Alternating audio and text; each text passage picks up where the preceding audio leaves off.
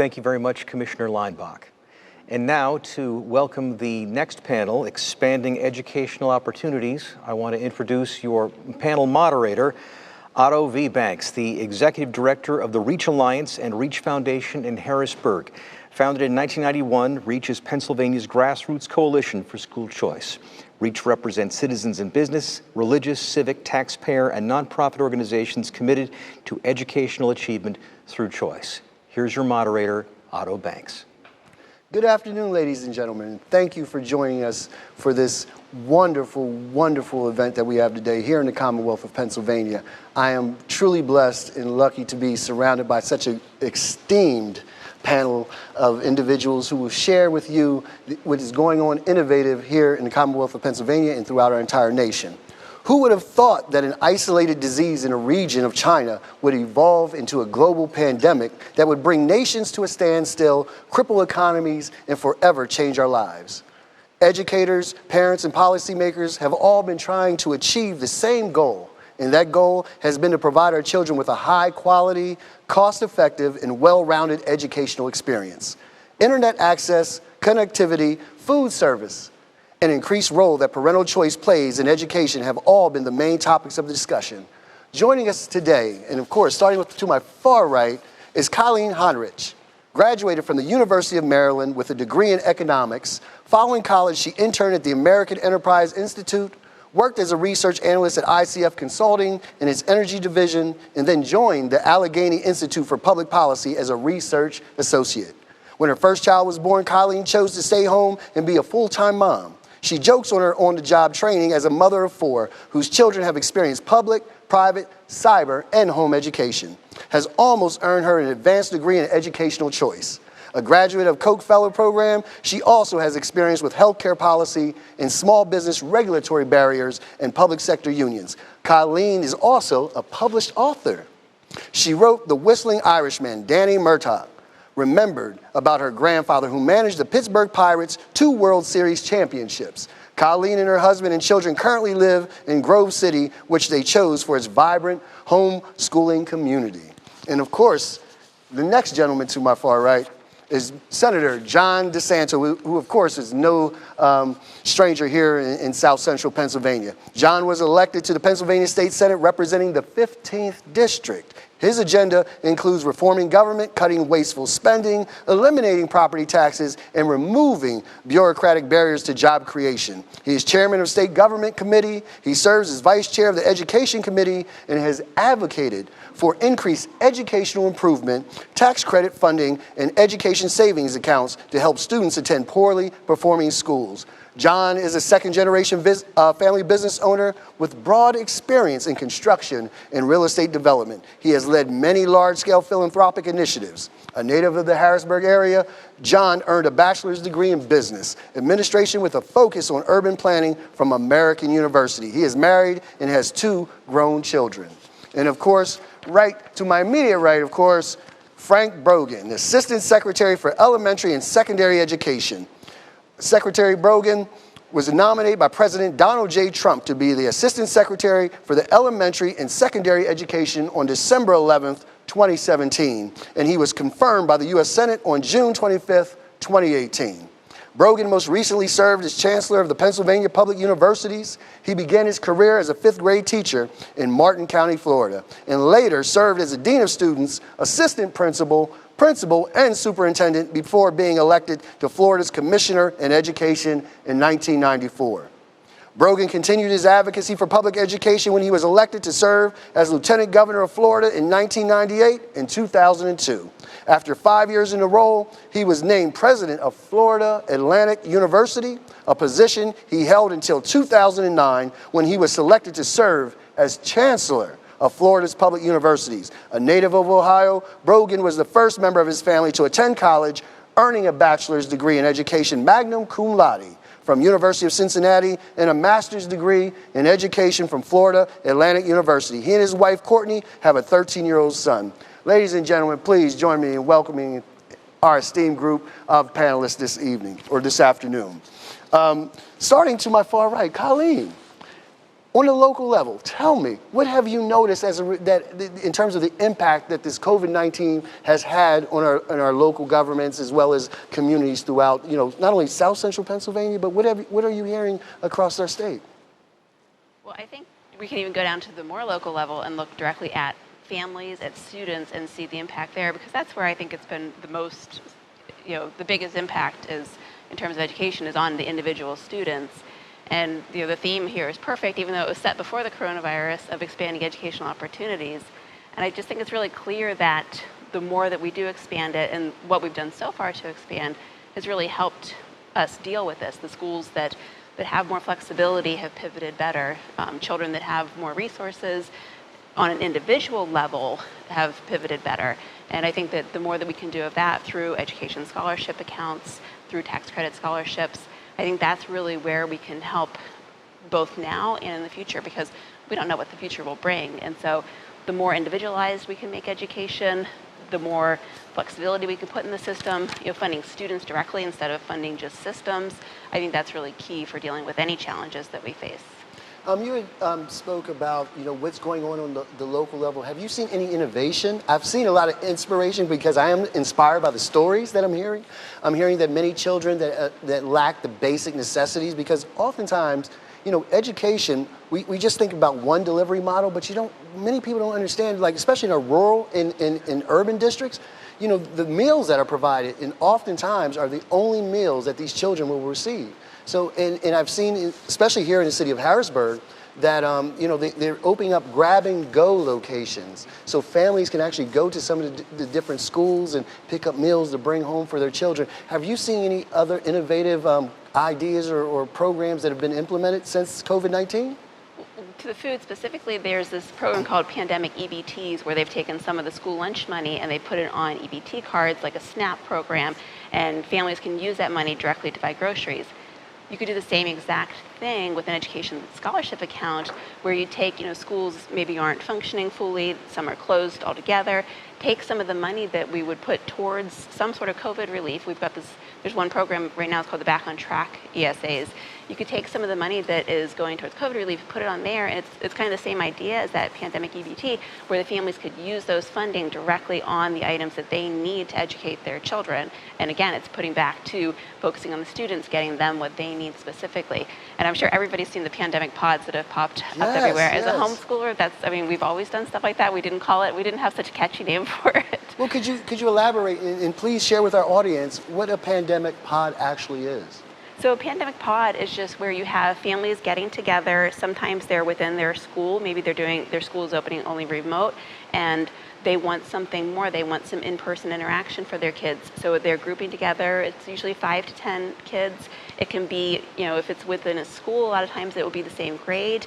If it's just independent learning, like a homeschooling program, then a lot of times there's a variety of ages.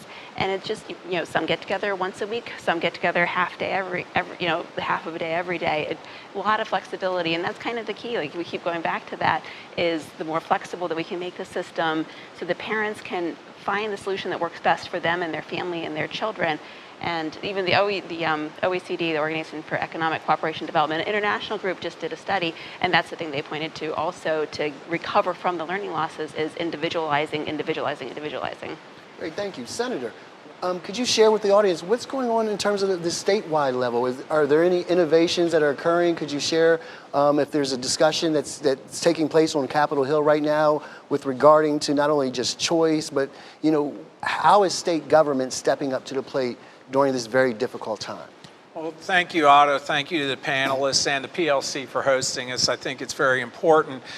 Just to step back for a moment, on the statewide level, we've had a lot of issues with the online learning, in the sense that some of the, even the larger districts like Central Dauphin School District and my district are well prepared for online learning, but with the lack of broadband access in some of the more rural areas of the district, it's been a real challenge. And some of the urban districts, lower income neighborhoods, we're having the access is there, but the equipment's not. So it's been a real struggle. I think most districts are doing well. Private schools seem to be adapting as well to provide education. And obviously on the statewide level, we've been working on distributing the CARES money, the COVID-19 money to the schools to make sure they're fully funded and help cover their costs in relationship to the increased burden with technology and things like that. We're also looking at Senate Bill 1230. Hopefully we'll look harder at that in November when we come back. It's back on track, which would provide the $1,000 grant directly to parents, which they could use for any of their approved expenses, tuition, books, tutoring, any of that. So the state's on a high level really trying to support the local districts and private schools and so on to provide the education to the students. Senator, you spoke about the connectivity issues, one, of course, with the rural and, of course, with the urban. Obviously, you know, it comes as a result of lack of resources or availability, obviously. Now, has state government, and maybe this might even be a question for Assistant Secretary Brogan, considered the possibility of providing tax credits to maybe some of your major internet service providers in order for them to provide or make accessibility more readily available in terms of the internet? I think that there has been some talk of that, but I think in Pennsylvania, at least, we seem to be going down the path of trying to provide partnerships. I just was able to provide a grant for Perry, Juniata County to use existing cell towers and some other communication towers that exist throughout the area to bring broadband into those local areas in partnership with the providers, because, you know, it boils down to economics. Yeah, always. You know, if you only have 100 people at the end of a fiber line, it's hard to justify that expense. If you have 10,000, it's a lot easier. So I think we're looking more to be innovative in partnerships between public and private and local government. This was at the county level because they know where the facilities are that we can try to get things done. You know, as a resident of your district, I'm happy and proud, of course, that you're there. And I know that you were out earlier prior to coming to this panel, that you were out there, you know, fighting for our community. So you, again, I just want to acknowledge that and let everyone know that's in our audience that our senator is always on the job. So I appreciate the work that you do. And thank you, Otto. Of course, Secretary Brogan. Definitely an honor for you to be here, and we enjoy you. Again, could you share with us what's going on the federal level? And it is, first of all, my honor to be back in the Commonwealth. My family and I enjoyed 3 years here, and it's a wonderful state full of wonderful people. And I think the best days for Pennsylvania haven't shown up yet. I think they're still to come. And that takes me to some of the issues that were just being discussed. Across the country, and I travel around the country, especially visiting schools, since I oversee elementary and secondary education for the Department of Education. I get to actually travel around and visit schools and see what people are doing and how they are adjusting to the issue of the pandemic, especially right now as we're looking at the reopening of America's schools. Most people know, because they follow these things, that there are hybrid approaches to how people are reopening America's schools. Some of them are strictly in person. Some of them are hybrid, where they go part-time online, part-time in person. Some of them are still completely virtual. The problem with the complete virtual is the fact that it's difficult to keep students on virtual all day long. There were three things we ran into when the pandemic began and we started to have to talk about how we were going to overcome it. You've heard some of this here. One was the issue of teacher training. Teachers were not in sufficient numbers trained on how to make a nimble pivot to the world of virtual education, and it showed. Not their fault. They were doing the best they could in a virtual environment that was brand new to them. We needed more teacher training and administrator training in how to handle virtual. Two was the issue that many of our students didn't have their own device that they could take to school and back home again and carry that device home and use it at home in the evening. And then third, as you heard, is the issue that there are still too many communities in the United States that are either wired at all or aren't wired appropriately for this part of the 21st century. The good news is I think we've got people's attention. We pushed $13 billion of congressional money out the door to K through 12 education through the CARES Act as a result of the pandemic. Much of that money is going into those sorts of things. Training teachers, buying hardware for students and teachers, as well as starting to work in partnerships to develop greater broadband capability. On that last issue, though, I think it's going to require a national effort to finally get every community completely wired so that not just children and students, all Americans have access to the internet and the ability to use it for what it can do for folks. Lastly, there are two things I think will never be the same. Yes. There are a long list of those things that will never be the same after the pandemic, I assure you. But in the time we have, there are two that will never be the same in the world of education. One, I think we are seeing a greater parent demand to have a voice in their child's educational experience, right down to the where, the how, and the who. And I think we're finally starting to see that in an organized way where education will look different from that perspective after the pandemic passes us. The second is technology, in recognizing that the world of technology can do many wonderful things for students. The most important thing it can do in the hands of a talented teacher is individualize instruction and move away from the herd approach to education and get it right down to the individualized needs of students. So we're empowering parents and we're more empowering individual students and professional educators. I don't think those two things will ever be the same after the pandemic passes, and I think we're going to be better off as a result. Excellent. Colleen, question. Now, I know that, of course, you've been on the ground level. Have you seen any, and I would be remiss if I didn't bring this issue up, with mental health? It's a very real issue now that many of these children and their parents, they're in the same household. Have you seen any issues when it comes to mental health and counseling? Because at one time, the schools were mandated reporters. There were, you know, and of course in the city of Harrisburg, we're seeing a lot of issues. I don't know if you're seeing that as well, and if there are any strategies that you're aware of that are in place to address that need as well in the household. Because, you know, education, like the secretary said, it's never going to be the same again. So now, before, you know, the teachers and the principals and everyone could see if the child would, if Johnny came to school, he was disruptive, we knew that there was a problem. But now, how do we address that issue? Have you seen anything in your travels? That's actually a really interesting question because it goes both ways. Like, there's a lot of kids that struggle in school. Yes. So for them, this time has actually been freeing, and a lot of parents are seeing that, and they're realizing, wow, my kid was miserable when I was sending him or her to school every day, right. And suddenly they enjoy learning, they're more engaged, you know, they're reading better. So you've got that side of it, and then of course there are the other side where you have children struggling. And a lot of that, you know, we don't know if it's from, you know, going to school itself, or is it just from the general social isolation that everybody's been dealing with. So it's hard to pin that down, and yeah. I think it's probably too early to really know exactly what it is. But one of the nice things is, as the Senator mentioned, the Back on Track accounts include counseling as an option for spending. So again, it goes back to that personalizing it. You know, every kid is affected differently. So the more that we can individualize education as a whole, then the more that we can make sure that each kid is getting what they need. That's a great point. Mr. Secretary, with the IEPs, now, has there been any discussion on a national level the impact that IEPs will have now that that all of our children, for the most part, many, are being homeschooled, and how does that look moving forward?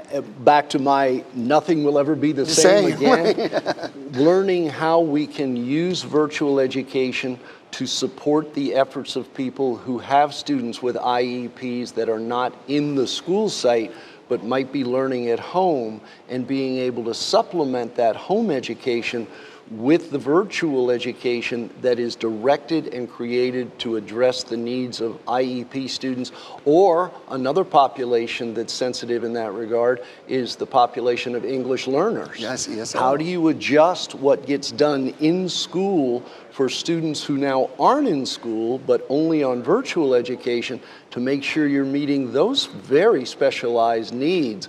And that's why I think it's forcing us, in a good way, Yes. to rethink everything that we're doing and how we're doing it. Last is the issue, and I applaud Pennsylvania for some of the changes that you all are making, Senator. The idea that the money that we spend on education every year, which goes to states and systems, in some countries it goes right to the parents, and the parents get to use that money to decide where and how their child will be educated.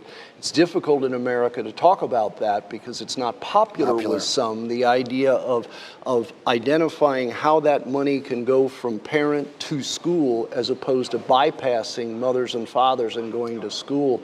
But I think all of these things are going to be fair game after the pandemic, and I think that's why you're going to see a lot of major changes to the way we operate. Great. I have one last question, and then we'll close. It's for all of you, starting, of course, with you, Senator DiSanto.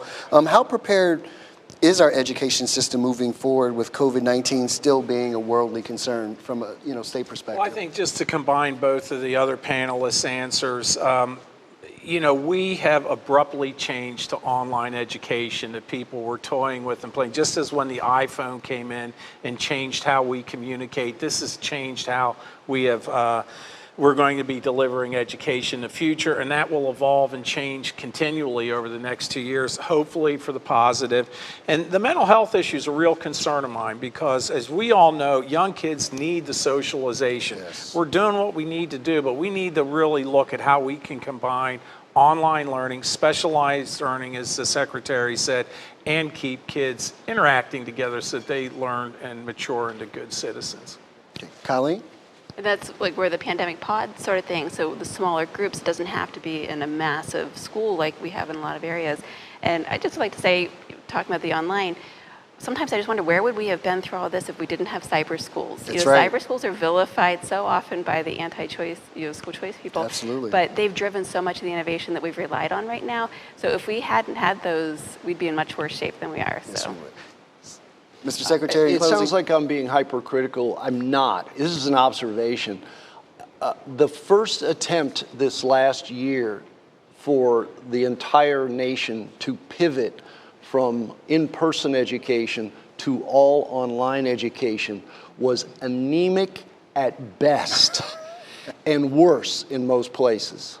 But I think it kickstarted the realization that while it is great to have a hybrid approach with children face-to-face, what about the opportunities for online education for students in rural America who can't get advanced placement coursework? What about students who need that online component along with the in-person component to get a broad array of coursework that will help make them stronger so that they can not only graduate but go forward after that? So the people who think that a lot of these things are only being done in an emergency fashion, I think really need to understand what we're also doing is piloting the future here. And I think if we work together and keep what works, but start to realize we've got to change some of the things that just aren't going to work any longer for the 21st century students that we serve, to make sure that they get the chance not just to dream, but to live the great American dream.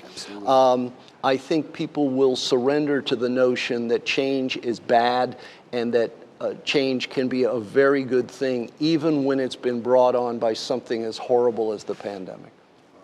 Thank you. And ladies and gentlemen, of course, join me in thanking our panelists. They did an excellent job. I really appreciate them. And of course, that concludes our panel on choice in education. My name again is Otto Banks, Reach Foundation, Reach Alliance. Have an amazing day.